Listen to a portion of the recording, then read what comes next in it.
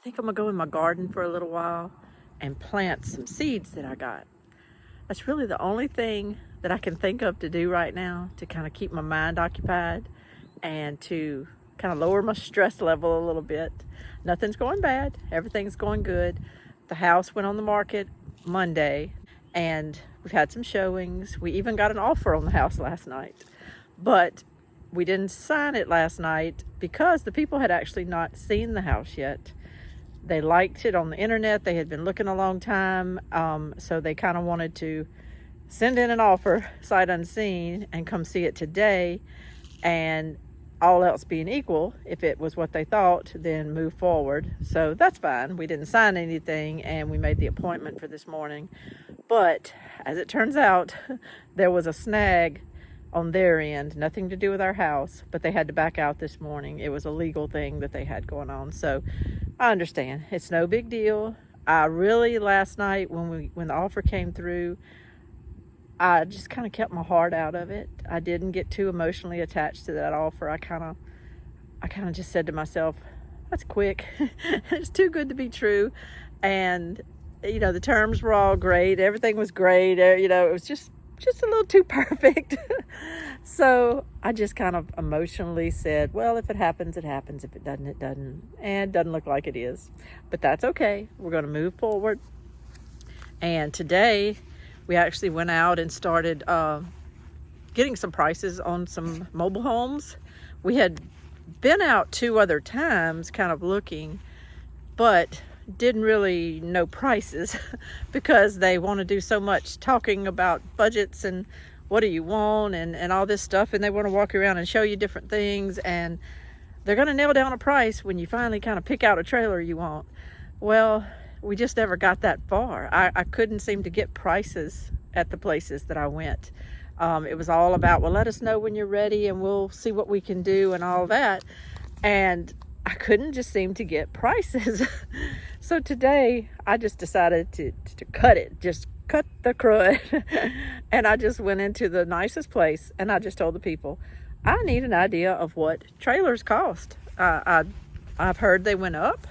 I've heard that they're not cheap anymore, but this is a situation and I need to just know what I'm looking at. And turns out they cost like $50 million. I had no idea what they cost. They are not cheap. They're not cheap. But there's hope. There's hope. But to deal with just kind of thinking about what all that cost, thinking about the house on the market, you never know if the phone's going to ring in 10 minutes and you're going to have to drop everything and have a showing. So it kind of keeps you on edge. If you've sold a house, you know exactly what I'm talking about. So I thought, just to put all that aside, I'm going to walk out here into my garden and I'm going to bring these seeds. Let me show you what I got. I got some Black Beauty zucchini. Now I grew some zucchini in the spring and they did fine, but you can actually grow them here at this time of year. According to this back of this package, we're in the red part at the very deep south, the bottom of Louisiana that covers the bottom of Texas and Florida and Mississippi and Alabama. And according to this, I can plant these from April to August. So we're in August. I think I'm going to go for it. The other thing that I got was 2 packs of these Ford Hook Giant Swiss chard. I have never grown Swiss chard, never. So not really sure if I like it. I've heard good and bad about it. Some people tend to love it, some don't. So I'm going to see if that'll grow. It's a 60-day vegetable, it says. And according to the back of this packet, you can plant it from February to May where we are, and then again in August and September. So that works out. Another reason why I wanted to go ahead and put some seeds in the ground is because it's actually kind of cooling off right now. It started this rain pattern. We're getting some rain pretty much every day. Maybe not every day, but pretty much. And sometimes it's like a little misty rain. Sometimes it's a heavy rain. And so the plants are loving it. This little garden that I kind of need to weed again, that I worked so hard on maybe about a month or so ago, it needs some more weeding, but it's still doing good. It's doing good. I'm looking around and it just looks so green. It looks so healthy right now. My okra plants are just starting to look really good. They're starting to get kind of thickness to the bottom of them. They're getting taller. They just look healthy. They look like they're ready to grow and shoot up some more. They were so skinny and leggy because they were hid under my purple hull peas for so long. Some of them down here are starting to really get tall. So they've made a complete 180 than what they looked like before when they were hidden under those purple hull peas. My quick pick cream peas, they are just coming along. They're still looking really, really green. They look healthy. If I wanted to be completely honest, I mean, I see a leaf every now and then that might look a little chewed on like those, but that's really the exception to the rule. The rest of these just look beautiful. I actually have a whole lot more of these sheep nose pimento peppers popping up on here. Now, they'll sit here until they turn red. When they get red, that's when I like to pick them because they're a pimento pepper. Look at this little bundle of them there. When they start getting red, I'll slice them and freeze them, and they're really good to put in stir fries. I planted a lot more okra that's just now coming up. I really had forgotten how much I planted. Look at all this. This is just now coming up good. It's just now starting to kind of fill out. So I'll have okra until the frost comes. I'll have plenty of okra. I've actually got more down at the other end. After I bragged on my Ashley cucumbers the other day, they're kind of starting to look a little bit worn now, a little bit tired. Even though it's been raining, I think they're just about to peter out. But you know what? I understand, and that's okay because they have been good. They've given me a lot of cucumbers, and they're probably just worn out. I've got a bush of bullnose bells that have turned red. I bet those would be good to cut and put in my freezer. And then I've got the same thing over here, but they're still green. But they're being very, here's another one down here. They're being very productive on this bush. They're just not a big pepper. And if you've got to cut it open to de-seed it, it's so little, it really just feels like a big waste of time. They're just so small. I didn't realize that. Of course, I have a lot more seeds left, so I'm not saying I won't grow them again. But if you're going to cut it open and de-seed it, you might as well do a big old bell pepper. So I might think twice about planting these again. My pidget peas, all of these right here, they're looking wonderful. They're looking so good and healthy. I hope that I can kind of be here when these pod and set pods, and I just don't know what they taste like. I don't know really what they look like. They're an old heirloom variety, and I believe they're from Louisiana, in Washington Parish, Louisiana. So I got the seeds from Clemson University in South Carolina, but I believe they originated here in Louisiana. So I'm curious about these. I can't wait till they blossom and set some pods. My speckled purple hull peas are still just sporadic. I was kind of hoping they might hit their stride once we started having these rains, but very sporadic, very sporadic. So you're just not getting the production you get on a regular purple hull pea. So I believe I'm going to come along this line here where I had originally put my rattlesnake pole beans, and I guess it was just too hot for them, I guess, because this whole section didn't come up at all. That's a weed right there. They didn't come up at all. I had a few come up at the other end down here. There's a little smidge of them right there, and a couple little more down at that end. But I mean, trust me, with the amount I planted, that's nothing. So I think I'm going to take these Swiss chard Ford Hook giant seeds. It says to plant them every 3 inches apart and then thin them to 6 inches. I don't really ever know if I'm going to have time to come out here and do all this kind of thinning stuff. So I'm just going to plant one seed every 6 inches and just go with it like that.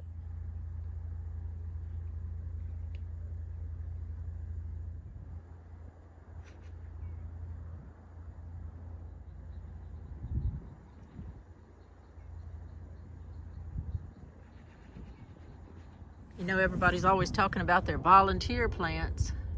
Boy, if I was a mushroom farmer right now, I'd be doing good. This rain has just made mushrooms come up everywhere. They're all over the place. See all those mushrooms? Even these are kind of orangey. They're all down here around my old squash plants. They're all hidden up in the grass there. There's just mushrooms everywhere. Look at all that. All those mushrooms. And look at this. I've got a big ocean of them over here.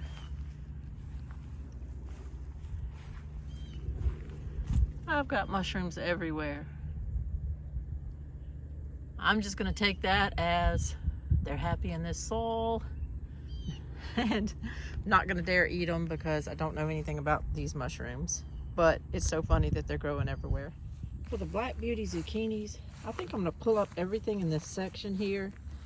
This is the end of the row that used to have Ashley cucumbers. It had my Claude Brown Yellow Giant tomatoes and my VB Russian tomatoes. And I think I'm just gonna pull up. I'm just gonna pull all this right out of the ground.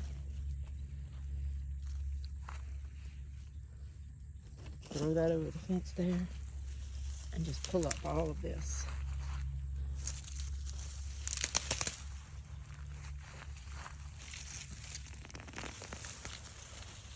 Pretty much just coming up very easy because it's all so brittle and dried out. I'm gonna clean this little area up and just throw those seeds there. Okay, that really didn't take but just a second to do that. I still have a lot of grass in the aisles and things like that, but that's just the way it is right now. I'm gonna put a few seeds in here, just push them down. Do one more. Get this little grass out of there.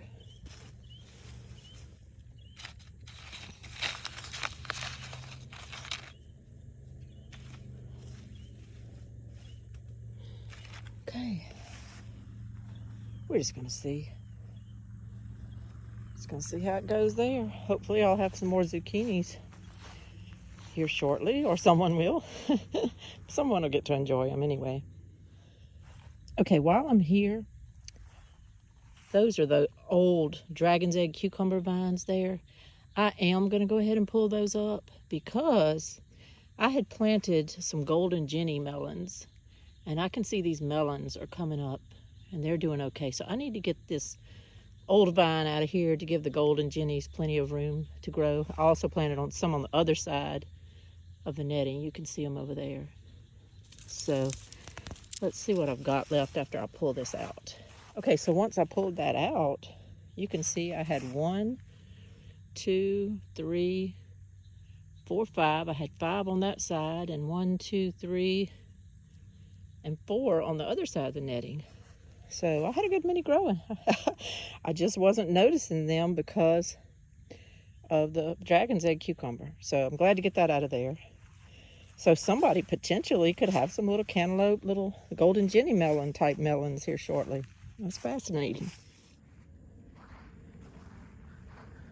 Sometimes late in the evening like this, if I can just kind of scoot away, nobody needs me for the moment. I just like to walk down here to the beach and just kind of come see the lake when it's so quiet. There's no wind. Seems like there's always wind here, but it'll lie down late in the evenings and it's so quiet. That being said, there is an airplane going over me right now, but it'll be gone in a minute. Our beach used to be just pure white sand, and it stayed that way for about 5 years. And now it's getting a lot of grass growing up on it and different weeds. We don't even try to do anything really about this part because it kind of helps with erosion to let these root systems be in the ground. And it's very, very slow growing. It's just not bothering us or anything. And this is the little shore. I don't have to go to Gulf Shores, though it is beautiful there. I don't have to go to Grand Isle. I don't have to go anywhere. I've got my own little shore. When I was working up there a while ago, there was a bunch of fish jumping out here. And I was hoping I could, you can see the water right there. Something's right there. but it'll always get really quiet when you walk by though. But something was playing around right there a second ago. I see some more little circles out in the middle of the lake out there. I came down here, now I've got bugs flying around me. But I don't have to go anywhere. I can just kind of come down here and relax on our own property.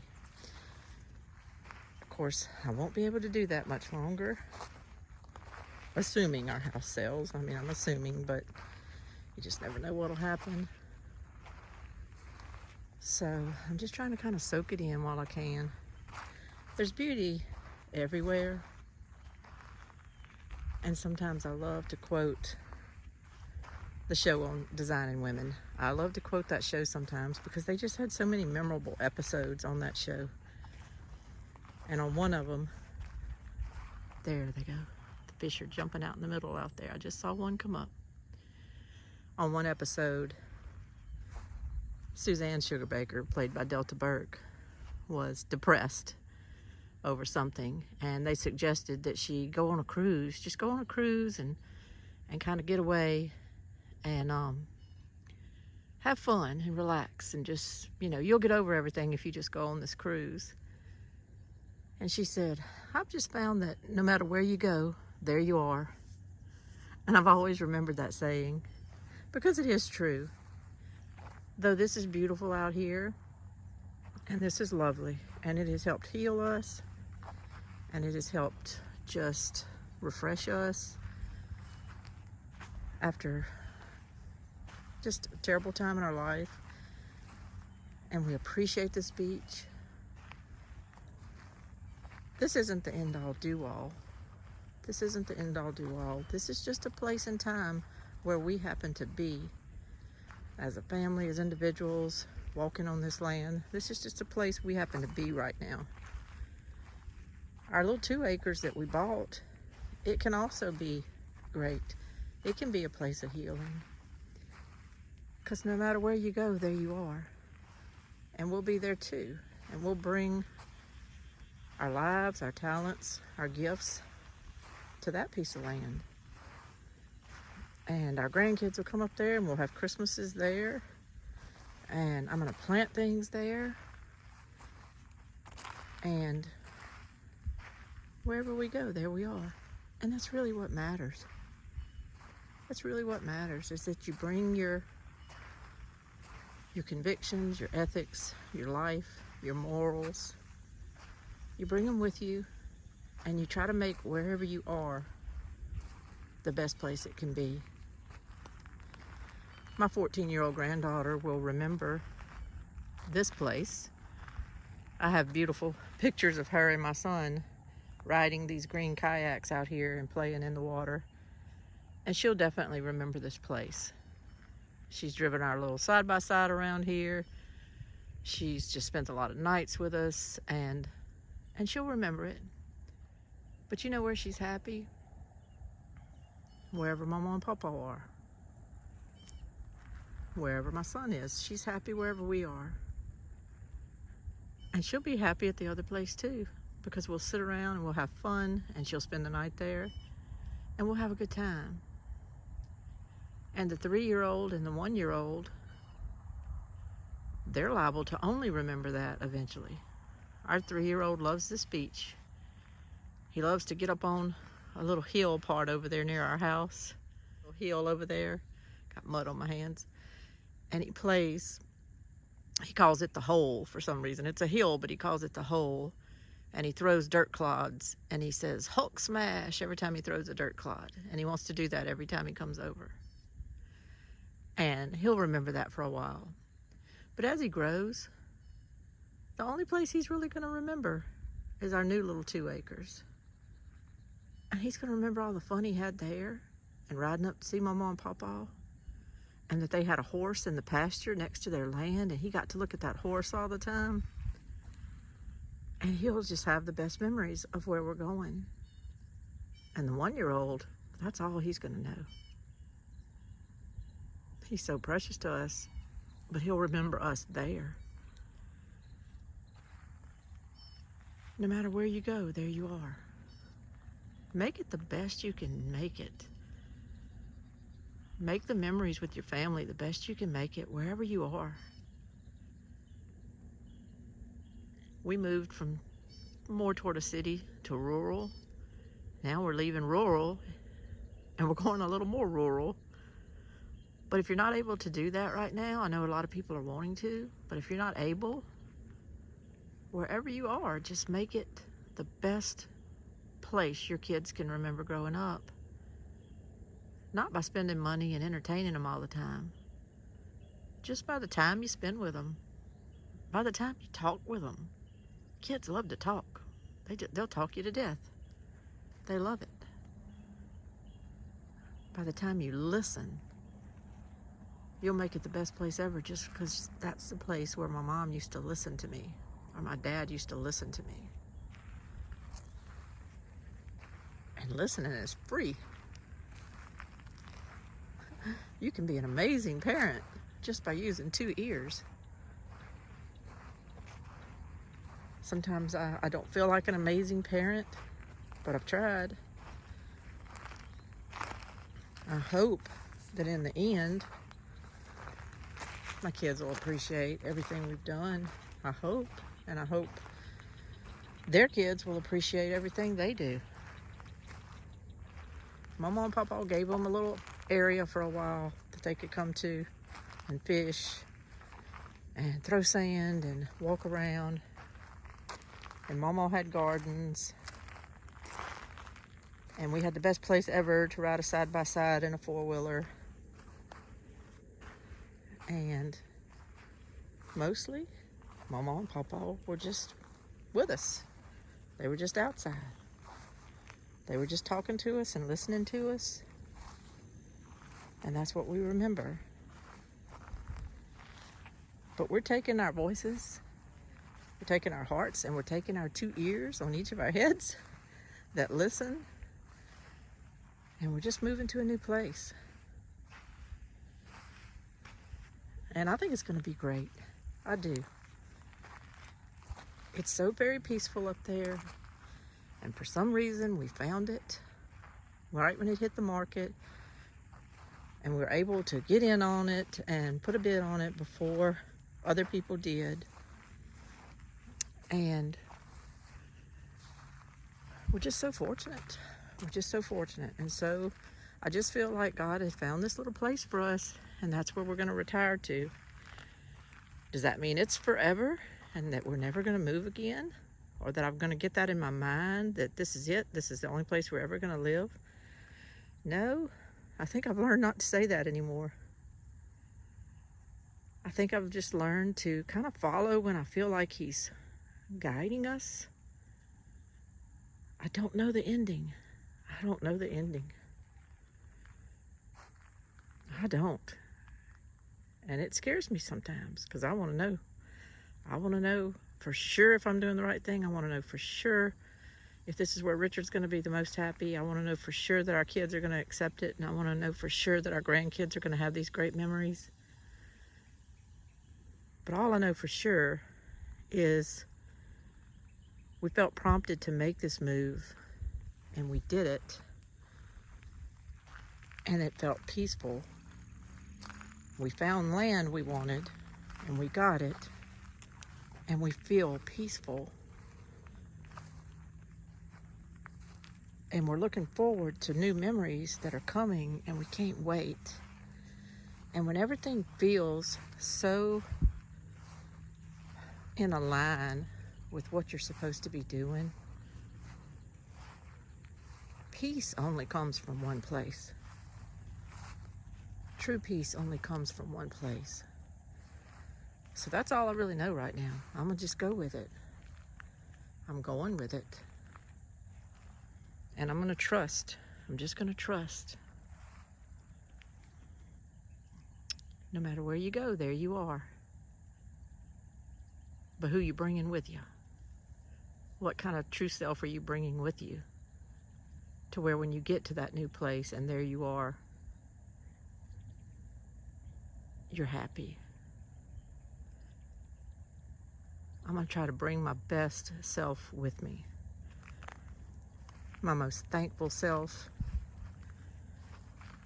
My most happy self.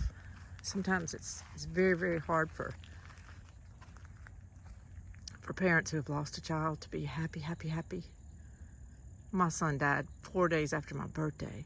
I have not enjoyed my birthday in 14 years because it's so hard to be happy, happy, happy about my birthday, knowing that a few days later I won't be happy at all. It'll just be bringing up some of the worst times in my life, memories. But that being said, I have tried to make an effort to just put those emotions in their place, but still acknowledge all the reasons I have to be happy. And I've got so many. I have got so many reasons to be happy. It's just amazing. And we're all kind of in that boat. We're all kind of in that boat. If we just kind of reflect and we look around, we have so many reasons to be happy. This is Lainey from Camp Joy Farms. I hope you enjoyed this little talk. I think I'm gonna go sit on the swing and wrap this video up. And I've enjoyed my little time down here by the lake. Hopefully soon though, when I walk and talk, I might be walking around little pear trees that are on some other property. I might be walking up and down my driveway that goes up and down a hill. And I might be feeling just as grateful as I am right now for my view and for all the blessings that I have.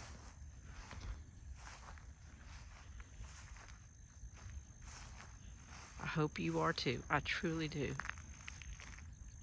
I wish you all the best. Anybody that happens to hear this video, I wish you all the best.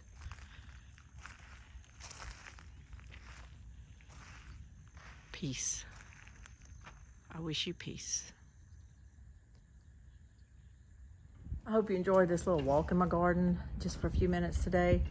I just kind of needed to calm my nerves. I seem to always kind of be saying lately that I'm a little nervous about this or a little nervous about that, but it's kind of a nervous time for me. My house is on the market now. That's a little bit, that's something. That's something. As you know, I was going to sell my tractor and my four-wheeler because we don't use the four-wheeler anymore. And the tractor is just not needed at our new property. We just don't need it. And there's just no point in keeping it when we're just not going to use it that much. I would need it to put some T-posts in the ground every now and then. But our neighbor said he'd help me with that. And I just can't justify keeping that big old mid-sized tractor for putting T-posts in the ground every now and then. So, but that worked out good. One buyer bought all of it. Bought my tractor, my four-wheeler, my forks that went with the tractor, and my hiller implement that rode up rows behind the tractor. They bought all 4 items and took them, and I'm so happy. It worked out for them. They were able to get the things they needed kind of all in one shot, and it worked out for us because we were able to deal with someone we knew because we did know the buyers, and we were able to have that transaction, I guess more for my sake because I didn't have my husband to help me sell a tractor. You know, that's a big ordeal, and I never knew really who was going to show up, who was going to answer an ad if I ran an ad, who was going to come over. You know, when you're doing some of these things by yourself, you have to be very, very careful. And I think that's why I was procrastinating to wash the tractor and get it on the market and everything, is because I was really dreading having to sell that thing by myself. And it just worked out. My daughter had a contact and she shared the information with them and they were very interested. And so we did that yesterday. So that's all taken care of, and I feel so blessed that it went well. It's off my mind now. That part's off my mind. Just keeping my house on tip-top shape, which can be exhausting because you've got to eat, you've got to sleep, you know, you just cannot keep it lamps on, you know, HGTV looking ready all the time. So I'm on constant watch. I'm constantly trying to come behind us and do things because I could get these texts from everything now is so electronic, you know. So I basically just get a text from a service saying, you know, that somebody wants to show at 1 o'clock, press Y for yes or N for no. So there's really no discussion time. There's no nuances. There's just Y or you're in. So I've been pressing Y, and we've been making sure that we were available to show the house. So that's went good. And it's just kind of, you know, then you have a waiting period to see your feedback. You don't know what they thought. That's okay. It's life. It is what it is. I'm so appreciative that I have options and choices. And I've done this before, so I know the process. But it just kind of keeps you on your toes is what I'm trying to say. It just keeps you on your toes. So, oh, and we did buy our land yesterday. We had that closing at 4 o'clock, which took, I guess, about 2 weeks over what we thought from the original closing date that was on the purchase agreement. Wasn't anything I could control. Had to just let that one go. And whenever all the issues finally got resolved from the other side, we were able to close. So very grateful for that. So very grateful. I'm going to bring you up there with me here shortly because we've got a tree trimmer coming to trim the trees. And when we're up there that day working, I want to film. I want to show you the place. It hasn't been mowed yet because my son was dying to go up there and mow it, but we said, wait till we close on it. We would rather own it before you mow it. So he came home yesterday. We closed at 4. When we got home from the closing, he was in the house and possibly with the flu. So, and for him to come home from work burning up with fever and go straight to bed is not like him. I know he didn't feel good. Anyway, so he hasn't gone up there to mow our property, but whether it's mowed or not, I think I'm fixing to show it to you and just kind of let you get started on this journey with us. We're so excited. And I've had so much to do with my house and getting my house ready and getting papers signed and dealing with realtor things and, you know, all that kind of stuff that I haven't sat there and wrapped my mind around what I'm going to do at my new place. You know, I would love to have like a little small greenhouse to start my plants in so that I don't always have to have all these grow lights and stuff. But where would I put it? You know, I want to get up there. I want to kind of enjoy my land a little bit and get up there and see how the sun comes up, see how the sun goes down, see where the shade patterns are during the daytime.